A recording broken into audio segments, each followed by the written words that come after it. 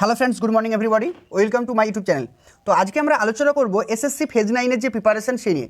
তো আজকে আমরা আলোচনা করব টপ 25 ইংলিশের কোশ্চেন, যেটা প্রিভিয়াস ইয়ার এমটিএস পরীক্ষা এসেছিলো এসএসসির। তো আমরা যদি প্রিভিয়াস ইয়ারের কোশ্চেনগুলো ভালোভাবে অ্যানালাইজ করে পড়তে পারি বা প্র্যাকটিস করতে পারি, তাহলে কিন্তু আমরা দেখব আমাদের কিন্তু ফেজ 9 পরীক্ষা কিন্তু অনেক কোশ্চেন কমন পাচ্ছি। তাহলে দেখো প্রথম কোশ্চেনে কী বলা হচ্ছে। এখানে প্রথম কোশ্চেনে একটা ইডিয়াম দেওয়া হয়েছে। তো তোমরা বুঝতে পারছো এখানে ইডিয়াম না, এখানে বলা হচ্ছে যে একটা ওয়ান ওয়ার্ড সাবস্টিটিউট, অর্থাৎ কি এক কথায় প্রকাশ এখানে দেওয়া হয়েছে। এই যে শব্দটার মানেটা কি, দ্য হাইস্ট পয়েন্ট মানে হচ্ছে সব থেকে ওপরের যে পয়েন্ট, সেই পয়েন্টটাকে কী বলা হয়, সেই পয়েন্টটাকে কী বলা হয়, জেনিথ বলা হয়। অপশান 3 হবে আনসার কি, জেনিথ। তো এখানে মনে রাখবে সব থেকে ওপরের পয়েন্টকে বলা হয় কি, শীর্ষবিন্দুকে বলা হয় জেনিথ। আর যদি বলা হয় যে সব থেকে লোয়েস্ট পয়েন্ট, এখানে হাইয়েস্ট না দিয়ে দিল কি লোয়েস্ট, ঠিক আছে, এখানে হাইয়েস্ট না দিয়ে দিল লোয়েস্ট, তাহলে তখন আমাদের আনসার হয়ে যেত কি নাদির, ঠিক আছে। হাইয়েস্ট বললে হবে জেনিথ, আর যদি লোয়েস্ট বলা হয় তাহলে সঠিক আনসার হবে কি নাদির। তাই আমাদের এখানে সঠিক answer option 3 zenith. Next question.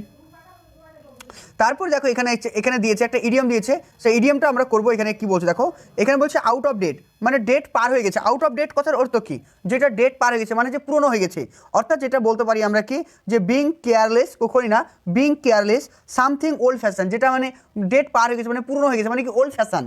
মানে আউট অফ ডেট কথার অর্থ হচ্ছে যে ফ্যাশন যে মানে ট্রেন্ড যে রয়েছে সেটা কিন্তু অনেক দিনে পুরনো হয়ে গেছে। অর্থাৎ আউট অফ ডেট, মানে আউট অফ ডেট কথার অর্থ হচ্ছে ওল্ড ফ্যাশন। তাই এটা সঠিক আনসার হবে অপশন 3 টু ওল্ড ফ্যাশন।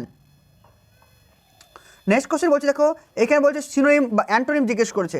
এখানে অ্যান্টোনিমটা দেখো, এখানে কি বলছে, এসএসসি ফেজ 9-এর যে ম্যাট্রিকুলেশন লেভেলে তোমরা যারা ফর্ম ফিল আপ করছো, সেখানে তোমাদের অ্যান্টোনিম সিনোনিমগুলো খুব ইজি মানে থাকবে, একটু প্র্যাকটিস করলেই পারবে। দেখো এখানে ক্যাশওয়াশ, এই ক্যাশওয়াশ কথার অর্থ কি, ক্যাশওয়াশ কথার অর্থ হচ্ছে, তোমরা প্রত্যেকেই জানো যে ক্যাশওয়াশ কথার অর্থ হচ্ছে সতর্ক, কোনো কিছু সতর্ক। তাহলে কি হবে দেখো, এখানে কি হবে, তাহলে এখানে আমরা দেখতে পাচ্ছি নেগলিজেন্ট। তো নেগলিজেন্ট কথার অর্থ হচ্ছে কি, নেগলিজেন্ট কথার অর্থ হচ্ছে অসতর্ক, নেগলিজেন্ট যেটা তুচ্ছ, মানে কোনটাকে পড়ুয়া করা হয় না, এরকম বোঝালে কী হবে নেগলিজেন্ট। আর প্রুডেন্ট, প্রুডেন্ট মানে কি, প্রুডেন্ট কথার অর্থ হচ্ছে বিচক্ষণ বা দক্ষ, প্রুডেন্ট। আর ডিসক্রিট, ডিসক্রিট কথার অর্থ হচ্ছে বিচক্ষণ। তাহলে আমরা এখানে প্রত্যেকটি ওয়ার্ডের মানে আমরা জেনে যাচ্ছি। তাহলে কি পেলাম, ক্যাশওয়াশ কথার অর্থ হচ্ছে সতর্ক, যেটার বিপরীত শব্দ হবে আনসার কি, যে নেগলিজেন্ট। সঠিক আনসার অপশান এ বলছে ডিসক্রিট। ডিসক্রিট কথার অর্থ কি, ডিসক্রিট কথার অর্থ হচ্ছে আমরা প্রত্যেকে জানি যে দক্ষ। আর প্রুডেন্ট কথার অর্থ দক্ষ। অ্যালার্ট, অ্যালার্ট কথার অর্থ হচ্ছে সতর্ক। যদি এটা অ্যান্টোনিম না থেকে যদি সিনোনিম থাকতো, তাহলে এটার সঠিক আনসার হতো অপশন 4 অ্যালার্ট। বোঝা গেছে, তাহলে এটার সঠিক আনসার হতো অপশন 4 অ্যালার্ট। তারপরে কোশ্চেন বলতে ফিল ইন দ্য ব্ল্যাঙ্ক, অর্থাৎ ফিল ইন দ্য ব্ল্যাঙ্ক পরীক্ষায় থাকবে। এখানে কি বলা হচ্ছে দেখো, there is no dash in the container for the water of flow, মানে একটা কন্টেনার আছে, সেই কন্টেনারে কি নেই, কোনো কিছু একটা নেই, যার কারণে কি হচ্ছে না, ওয়াটার ফ্লো করছে না। তার মানে কি নেই, কি নেই, কারণ হচ্ছে হয়তো ফুটো নেই। একটা কন্টেনার মানে পাত্র, কোনো একটা পাত্রে যদি ফুটো না থাকে তাহলে কি হবে না, জল প্রবাহিত হতে পারবে না। সেটা কি বলছে দেখো, এখানে অপশানগুলো দেখো কি বলছে, আউটলেট। তো আউটলেট মানে কি, বাইরে যাওয়ার নল।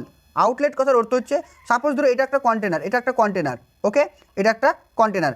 এইখানে যদি একটা ফুটো না থাকে, এখানে একটা ফুটো না থাকলে তাহলে জল তো বেরোতে পারবে না। এই যে ফুটো, অর্থাৎ কি জল বেরোনোর পথ, এটাকে বলছে আউটলেট, ঠিক আছে, এটাকে বলছে আউটলেট। তাই এটার সঠিক আনসার হবে অপশন 2 আউটলেট, ওকে। তারপর নেক্সট কোশ্চেনে বলা হচ্ছে the incident made a impression on Kiran, মানে ইনসিডেন্ট মানে কি ঘটনাটি, দ্য ইনসিডেন্ট মেড মানে করেছিল এ ড্যাশ ইমপ্রেশন, মানে ইমপ্রেশন কথার অর্থ হচ্ছে একটা প্রভাব ফেলেছিল, কার উপরে, কিরণের উপরে, কিরণের উপরে একটা এই ঘটনাটি প্রভাব ফেলেছিল। কি ফ্যাকচুয়াল। তো এখানে দেখো ফ্যাকচুয়াল মানে কি, ফ্যাকচুয়াল মানে হচ্ছে কি বাস্তবিক বা প্রকৃত। তাহলে কি আমরা বাংলায় বলি এই ঘটনাটি কিরণের ওপরে প্রকৃত প্রভাব ফেলেছিল। বাক্যটা কেমন লাগছে শুনতে। অপশন 2 দেখো বলছে এই ঘটনাটি রাউন্ডেড, রাউন্ডেড কথার অর্থ হচ্ছে একটা সামগ্রিক, এই ঘটনাটির সামগ্রিক ইমপ্রেশন মানে প্রভাব ফেলেছিল কিরণের উপরে।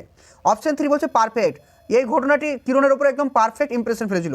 আর অপশন 4 বলছে ডিপ, এই ঘটনাটি কিরণের উপরে গুরুতর প্রভাব ফেলেছিল। তাহলে এখানে বলো তো এবার কোনটা সঠিক হবে, অবশ্যই অপশন 4, যে এই ঘটনাটি কিরণের উপরে একটি গুরুতর প্রভাব ফেলেছিল। অপশন 4 হবে এটার সঠিক আনসার। তারপর দেখো এসএসসি এক্সাম দিতে গেলেই তোমাদেরকে কম্প্রিহেনশন প্র্যাকটিস করতে হবে, কারণ কম্প্রিহেনশন কিন্তু মাস্ট পরীক্ষার জন্য। দেখো আমরা টুক করে কম্প্রিহেনশনটা পড়বো এবং কীভাবে আনসার করতে হয় শিখে নেব। দেখো এখানে বলছে the quick thinking of an animal lover. Quick thinking মানে হচ্ছে কি দ্রুত চিন্তাশীল একজন পশুপ্রেমিক বা প্রাণীপ্রেমিক, দ্রুত চিন্তাশীল একজন প্রাণীপ্রেমিক সেভ মানে বাঁচিয়েছিল ড্যাশ লাইফ অফ টার্টেল। তো টার্টেলের একটা মানে কচ্ছপের একটা জীবন বাঁচিয়েছিল। তো এখানে দেখো এখানে কীভাবে ড্যাশের আছে ওয়ান লাইফ, একটি জীবন বাঁচিয়েছিল কখনই না। The life, an life, a life. তো আমরা দেখো এখানে কী করবো, দ্য লাইফ করব। তাহলে একজন প্রকৃত পশুপ্রেমিক বা প্রাণীপ্রেমিক একটি টার্টেলের জীবন বাঁচিয়েছিল, তাই এখানে আমাদের আনসার হবে কি দা। এখানে সঠিক আনসার হবে দা, হবে সঠিক আনসার। নেক্সট তারপর দেখো এখানে কি বলছে, হু হ্যাড মানে যিনি, who had dash a fishing hook and safety pin. কিছু কি হু মানে এখানে হু বলতে কাকে বোঝানো হয়েছে বলতো? এখানে হু বলতে কি এই অ্যানিম্যাল লাভারকে বোঝানো হয়েছে? না, এখানে হু বলতে বোঝানো হয়েছে এই টার্টেলটাকে বোঝানো হয়েছে, যে কি করেছে একটা সেফটি পিন খেয়ে ফেলেছে। হুক বা সেফটি পিন কিন্তু সে খেয়ে ফেলেছে, এটা বলতেছে। তার মানে কি বলছে, হু হ্যাড কি যে কি fishing hook and safety pin. এখানে কি হবে, অ্যাবজর্ব। অ্যাবজর্ব কথার অর্থ হচ্ছে কোনো কিছু শোষণ করে নেওয়া, অ্যাবজর্ব করে নেওয়া। তারপরে কি দেখো বলছে, তাহলে যে ড্রন কথার অর্থ কি? ড্রন কথার অর্থ হচ্ছে ডুবে যাওয়া। আর সলিড, SALOWL সলিড কথার অর্থ হচ্ছে গিলে নেওয়া। তো সলিড কথার অর্থ হচ্ছে গিলে নেওয়া। তার মানে সেই টার্টেলটা কী করেছিল, একটা মানে সেফটি পিন বা হুক সে কিন্তু গিলে ফেলেছিল। তারপরে এখানে বলা হচ্ছে তারপর দেখো, the female turtle was dash on the street of Mumbai by the হচ্ছে কি অ্যানিম্যাল লাভার্স। মানে ওই যে মহিলা মানে মেয়ে টার্টেলটাকে কী করেছিল, দেখেছিল। যেহেতু এটা পুরোটাই পাস্ট টেন্সে লেখা হয়েছে, তাই এখানে আমরা পাস্ট টেন্স করবো। ফাইন তো মানে প্রেজেন্ট টেন্স, ফাইন হবে না। তারপরে ফাইন্ড এটা হবে না, ফাইন্ডিং হবে না, ফাউন্ড। তাহলে কী হবে, ফাউন্ড করতে হবে। তাহলে কী করতে হবে, ওই যে মানে মহিলা যে টার্টেলটা ছিল সেটাকে দেখেছিল কে, ওই প্রাণী প্রেমিকটি দেখেছিল কোথায়, মুম্বাই যাওয়ার রোডে, ওয়াজ ফাউন্ড।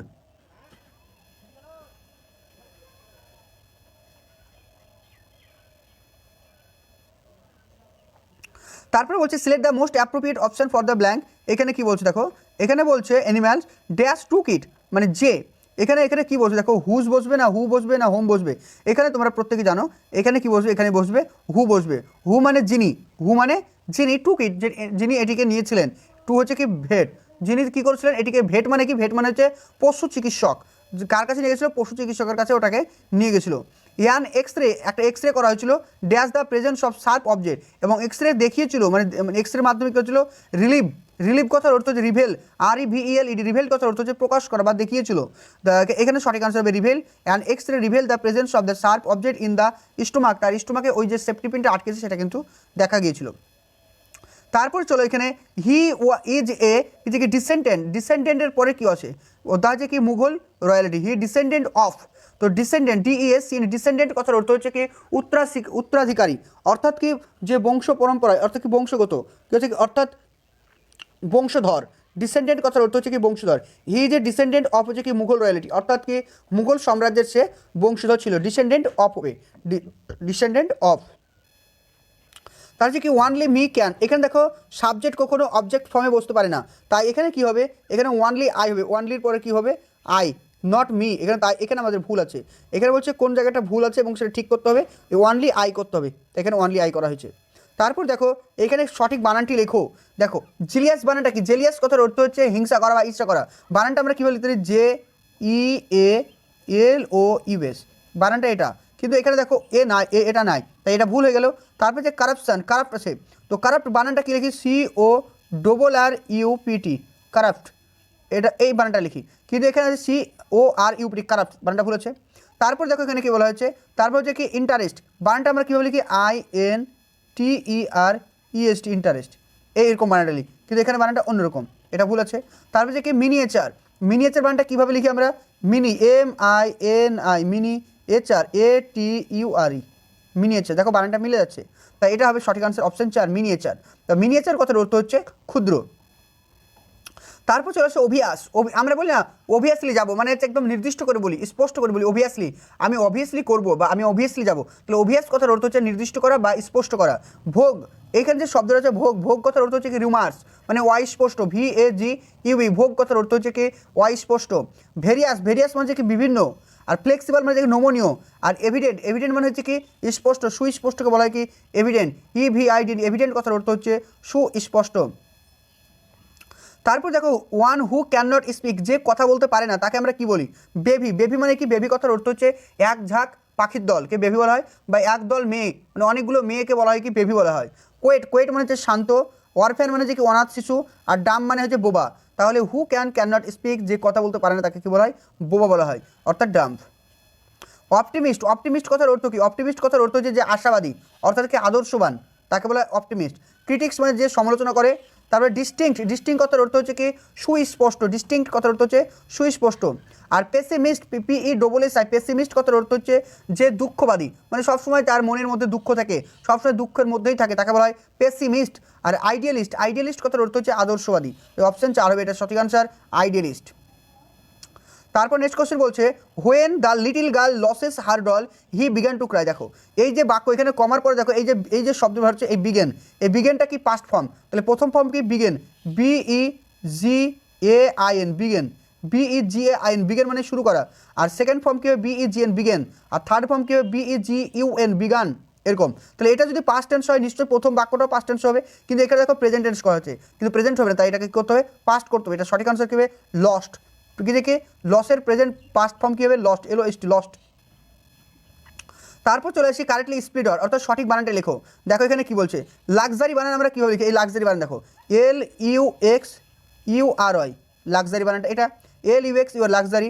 তারপরে চলে আসো ইন্ডিভিজুয়াল বানান আমরা কী লিখি, ইন্ডিভিজুয়াল বানান আমরা লিখি INDI individual VIDUAL individual INDIVIDUAL individual, কিন্তু এখানে বানানটা তাই আছে নেই, ভুল। তারপর চলে আসো এখানে বানানটা হবে কি প্রাইস, কিন্তু ভুল আছে প্রাইস PRICE প্রাইস, বানানটা ভুল আছে এখানে। কিন্তু এখানে এক্সট্রাক্ট EXTRACT এক্সট্রাক্ট কথার অর্থ হচ্ছে কি নিষ্কাশন করা, EXTRAC এক্সট্রাক্ট করে নেওয়া, অর্থাৎ অপশন 3 হবে এটার সঠিক আনসার। তারপরে ইরর ফাইন্ডিং করো Pallavi is the cleverest of the কি two sister, Pallavi is the cleverest. দেখো যখন দুজনের মধ্যে কাউকে মানে বেশি অতিরিক্ত করা হবে তখন কিন্তু আমরা কি করব না, আমরা সুপারলেটিভ ডিগ্রি করব না, সেক্ষেত্রে আমরা কি করব, সেক্ষেত্রে আমরা করতে পারি কি, সেক্ষেত্রে আমরা কম্পারেটিভ ডিগ্রি করব, সুপারলেটিভ না, সেক্ষেত্রে আমরা কী করব কম্পারেটিভ। আমরা যেভাবে করতে পারি দেখো আমরা এভাবে করতে পারি, জিনিসটাকে এইভাবে আমরা লিখতে পারি যে পল্লবী ইজ দ্য ক্লেভারার। দেখো এবার তোমাদের মধ্যে একটা প্রশ্ন হতে পারে কেন ক্লেভারার হবে, কারণ তো কম্পারেটিভ ডিগ্রির ক্ষেত্রে তো দা বসে না, ঠিক বলেছো, কিন্তু যখন দুজনের মধ্যে তুলনা করা হবে, দেখো দুজন এখানে টু সিস্টার আছে, দুজনের মধ্যে তখন কি করা হবে ক্লেভারের আগে দা বসবে, দা ক্লেভারার, ঠিক আছে, এখানে দা ক্লেভারেস্ট হবে না, দা ক্লেভারার হবে।